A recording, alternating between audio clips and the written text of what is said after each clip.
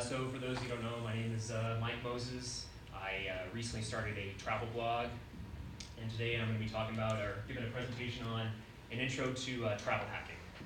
And kind of the goal of this is to explain why travel hacking is so valuable and how to maximize the value of it. This presentation, I'll kind of assume everyone kind of has a basic knowledge of travel hacking. I'm not going to go too in depth. If you have some questions later on, afterward, I can certainly answer those. I'm going to try to cover a lot of topics. If there's any specific topics you want to cover later on, certainly do that. So, first, just a quick disclaimer: travel hacking is not meant for everyone.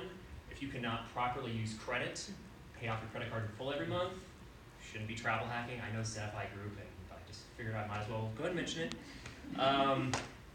Also, if you're looking to take out a loan fairly soon, travel hacking is probably not best for you until you already get that loan, and then you can begin travel hacking.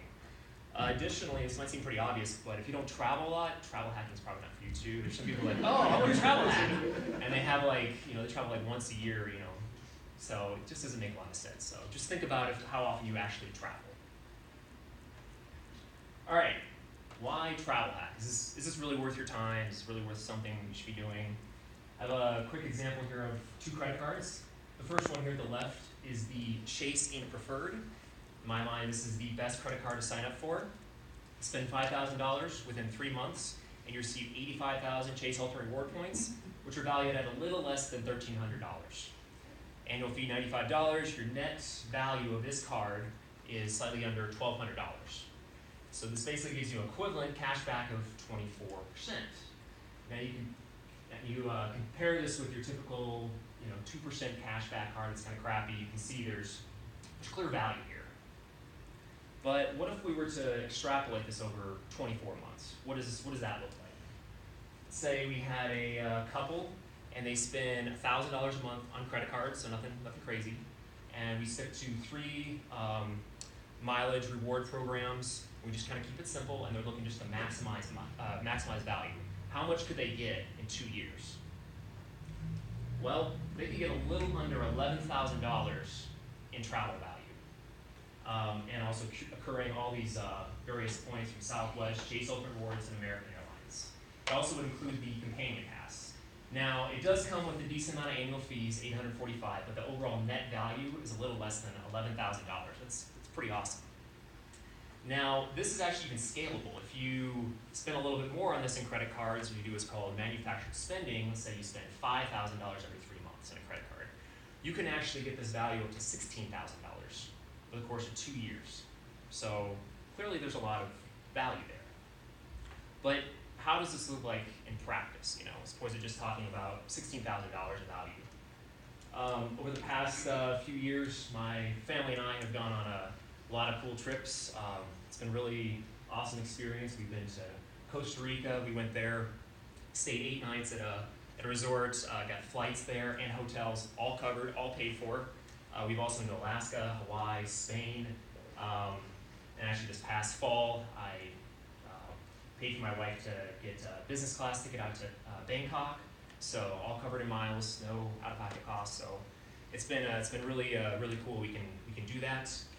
What's also really cool is I've been telling more friends about this, and I've seen a lot of them sign up for this stuff. So it's really kind of cool to see them take advantage of it.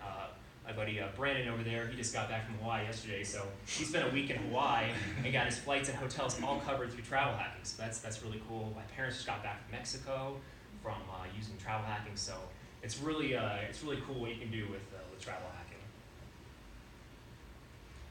So the basics I'll be talking about today, 4 main categories. First up, tracking your credit cards.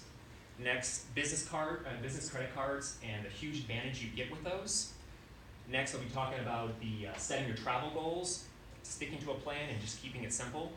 And then mileage program basics, and discussing about how to use your miles wisely and get the most value out of it. First up, tracking your credit cards. It's important to track your credit cards in a spreadsheet. I guess you can use Word or something. Yeah, just pretty much use a spreadsheet. And the main things you want to keep track of are application date, name of the credit card you're getting, the bank, issuing bank, and whether it's a business or personal credit card. You can also keep track of things like minimum spend requirements, the sign-up bonus. Now the reason why you want to keep track of all this is because you have to know, it's good to know what cards you can get in the future. And you don't know what cards you can get in the future unless you can look back over the past couple of years and see what you've had. You might be eligible for some cards, but not others.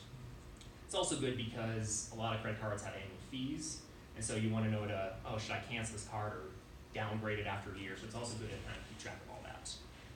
Now, if you're not sure how to look up what credit cards you've had in the past, I'll briefly talk about that. There's a lot of websites where you can get your credit score checked for free. It's Credit Karma, Credit Sesame, Experian are a few of the free examples. Once you log in, what you want to do is you want to go to, it says like Credit Age or Credit History or something along those lines. Click on it, and then it'll give you a list of every credit card you've ever had, personal cards. So you want to write down that list. Really, the key thing to focus on is the credit cards you've had in the past 2 years. And then you can then record that in your tracking spreadsheet. Now, while you're on one of these free websites, you'll probably notice a lot of ads for credit cards. This is how these websites make money, is they push a lot of really bad credit cards with really low sign-up bonuses, and they make big bonuses off it. These are done through affiliate links. So you want to avoid these. Anything you see on these websites, you typically just want to avoid. They'll typically push bad cards, low sign-up bonuses, and they track your data on it. So, and these websites can make up to $300 per card that you get. So it's really to their advantage to push whatever card, even if it's like this crappy card here that gives you $40 back. So instead, what you should be doing is using referral links from family and friends, or just going directly to the bank's website and signing up from there. That ensures that you're not going through some third-party group and you can get the best sign-up bonus possible. One thing I will point out is that when you use a referral bonus from a friend, you can get, your friend or family member can get hundreds of dollars worth of points because they use a referral bonus. I'll also mention that my blog, I do have referral links there, so if you don't know anyone that has like a particular card you want to sign up for and it does have a referral, just throwing out there, I do have a list of some credit cards there. An advantage of using a referral link is that they're not tracking your data, and your friends also get the bonus, so it's an advantage. Not all credit cards will have referral bonuses. So next up, setting your travel goals. It's really important to set a travel goal. It's better to start small, keep it simple, and stay focused than trying to go out and get this card, and never know how to use any miles. So it's better to feel comfortable before you really progress to more and more advanced goals. The very first one you can do is pursue just domestic travel. That's pretty straightforward. I think just about anyone can do it. It's really a good place to start. From there, there's international travel. This requires a little bit more work, but isn't too bad. You can still get really good value. There's also an international business class if people are interested in business class flights. Those require a lot more knowledge, a lot more time, but the payoffs can be really valuable. I mentioned also hotels, but generally I don't think you get as much value out of hotel credit cards and that similar thing. Also, the rules to really maximize value there are a lot more difficult to do, so I typically don't recommend it unless you've kind of already done domestic, international, maybe international business and you're looking to do something else. So. First up, domestic travel. Domestic travel, keep it simple, just 2 programs to focus on. Chase Ultimate Rewards and Southwest. I say this because both of these programs, it's really easy to get a lot of points. It's really easy to use the points. So Chase Ultimate Rewards obviously is through Chase, and Southwest credit cards are also through Chase. So you're only sticking with one bank, so you're keeping it simple, just sticking to these 2 main programs. Chase sign-up bonuses. Chase has various rules when it comes to sign up for credit cards. There's a good rule of thumb. This is not a hard and fast rule, but generally you don't want to apply for one Chase card more than every 3 months. But if you're a couple, you can have one apply 1 month, one apply the next, and as long as you as an individual are only getting one Chase card every 3 months, you're in good shape. Also, Chase has kind of a soft rule where they don't really want you getting more than 5 business cards open at one point. So you just want to kind of keep track of that. And then additionally, I think a lot of people probably heard this, but Chase's 524 rule. Generally what counts there is any business or any personal credit cards or being an authorized user on any account. This will show up back in your credit history when you check your credit score. And also it's kind of rare, but some business credit cards will actually count as your 524 account, like Capital One. So that's why I recommend not going with Capital One. Now, how do we get around this 524 rule? Still get Chase cards, and still get other cards. I'm sorry, can you say what 524 is? I don't understand. Oh, sorry. So, 524. Okay. Yeah, 524 is basically if you've had 5 or more accounts open in the past 24 months, then Chase will automatically deny you for any future cards until you fall below that limit. So it's really advantageous to stay below that limit so that you can still get Chase cards because they're usually about the best sign-up program. So the way that you kind of get around this 524 rule is you can sign up for business cards. Business cards, generally, as I was saying, do not count or do not increase the 524 count. So it's usually actually really easy to get a business card. They're usually pretty lax when it comes to what they consider a business. A lot of things can count as a business, whether it's a side hustle, a rental property, selling things on Amazon, selling things on Craigslist. They're usually pretty lenient when it comes to that. But when you're filling out an application, it's always important to be honest. If you're kind of pre-revenue or you only have yourself as an employee, just say, hey, 1 employee and my revenue is $10. Just be honest. It's amazing how much places like Chase and Amex will be like, okay, you can have a card. The joke is with Amex is if you have a pulse, you can get a credit card with them. So it's, and a high credit score, I should say. But generally speaking, some of them are pretty easy. Other banks are, they can be a little bit more difficult. I know Barclays has a habit of asking people for tax returns. So you'd have to have that. But generally speaking, like Chase is pretty lenient when it comes to that. And another advantage about signing up for business credit cards, they typically have higher sign-up bonuses, but also higher minimum spend requirements. So you can see why they're a lot, if you can hit the minimum spend requirement, they can be really valuable. So how do you hit these high minimum spend requirements, especially if you're in the FI group and you guys we're all very frugal? Well, there's something called manufactured spending. And what this is a way to increase your credit card spending without actually increasing how much you're spending on actual other stuff, without increasing your budget. A few of the examples I like to do, you can remove escrow on your mortgage. For those that aren't aware, your mortgage, all those that you have a mortgage, your mortgage company collects a little bit of money each month to eventually at the end of the year pay property taxes and home ownership insurance. So what you can do is you can just call them up and say, hey, I'd like you to stop doing that.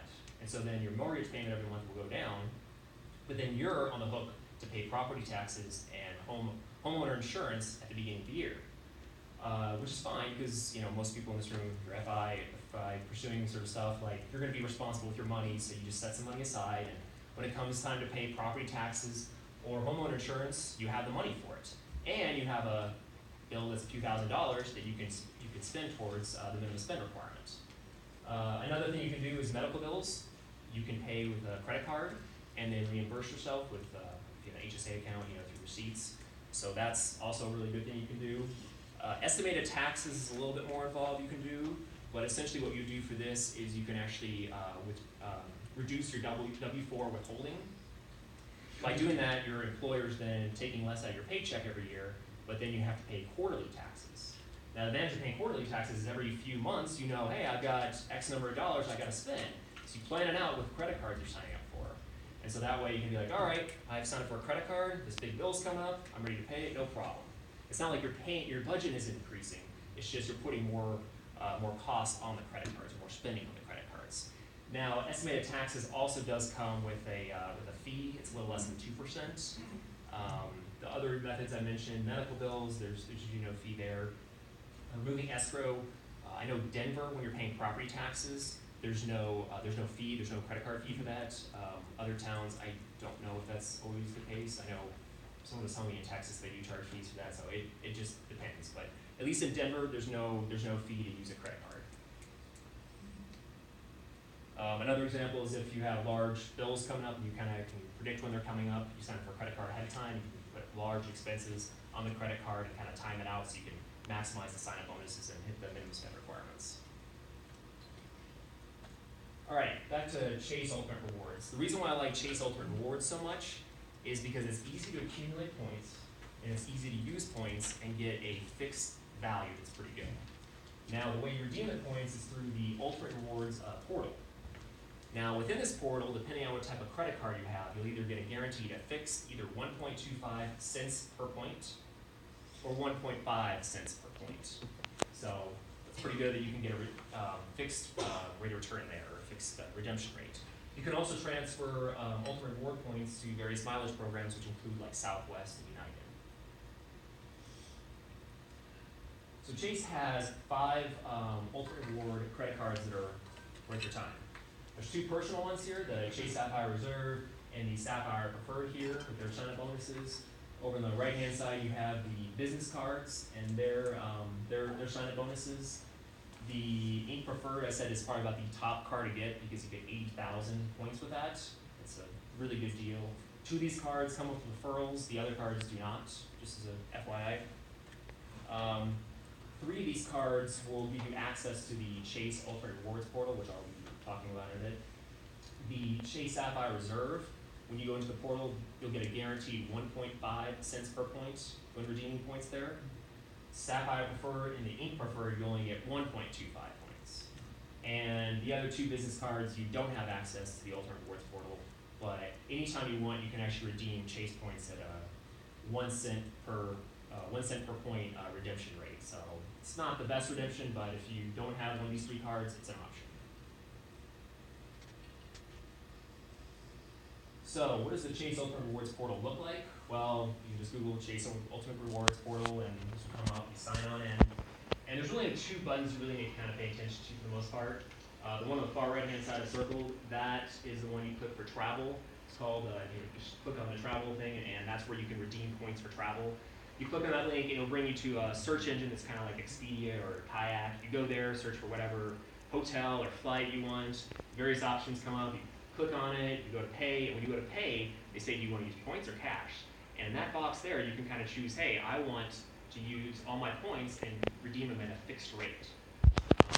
There's also another icon over here that says you can transfer to travel partners. As I mentioned earlier, Southwest and United are transfer partners with Chase. You can transfer points over there at a 1-to-1 ratio.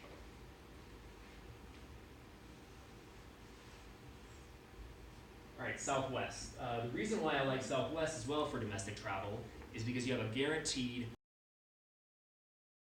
one. They also have a companion pass, which effectively doubles the point redemption value you can get. Southwest has free, you can cancel your flights for free. They have free bags. The referral bonus they have is also very generous. If you have any of these cards here, you can refer yourself or anyone else to any of those cards. So let's say you have one of the personal cards, you can refer yourself to one of the business cards. So it's very flexible. Yeah, it's pretty good. I think it's any referrals are 10,000 points. So any of these cards, you have a card, you can refer yourself to any of those cards. Although I will say that if you can, I wouldn't self-refer just because recently this past year Amex started clawing back points that people did self-referrals on.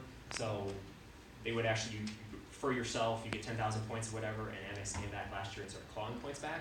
They're the only ones I know that have done that so far. I would just say if you have a spouse and they have a Southwest card, get their referral link. So, yeah. In order for you to get a referral points, do they have to do the minimum spend? I think all they have to do is apply for the card and get approved for it. Okay. So other advantages about Southwest, they have, as I mentioned, free to cancel flights. You cancel a flight, you get your points back.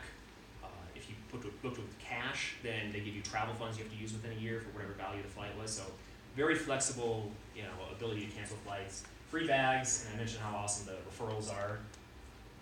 And right now, they're actually running a special on Southwest credit cards. The personal cards, so they have the highest sign-up bonus I've ever seen. It's $75,000 or 75,000 points for 6,000 spent in 6 months. This is the best redemption I've seen, or the best offer I've ever seen for those cards. But just to warn you, you're only allowed to get one of these personal cards every 2 years. The business cards, you can get each of these every 2 years. So another advantage of the business credit cards.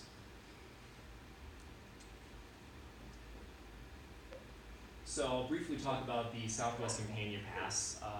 In my opinion, it's the best domestic travel hack. In order to get it, you have to accumulate 125,000 Southwest points in a calendar year. And once you've done that, you can add a companion to any of your flights. It's free.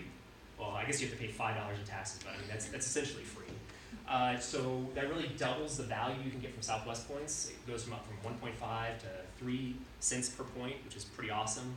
So once you hit 2 credit cards, you basically accumulate $4,000 to $5,000 worth in Southwest points, or Southwest value, or Southwest flights. So that's pretty awesome.